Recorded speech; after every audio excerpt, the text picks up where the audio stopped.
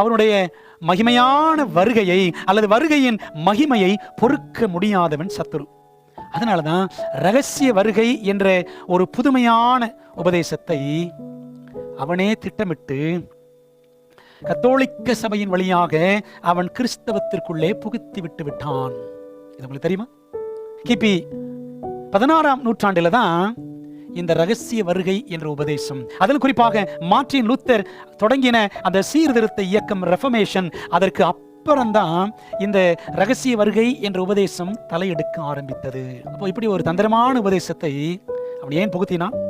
ஆண்டவர் இயேசுவின் மகிமையான வருகையை அவனால் காப்பி அடிக்க முடியாது அல்லவா?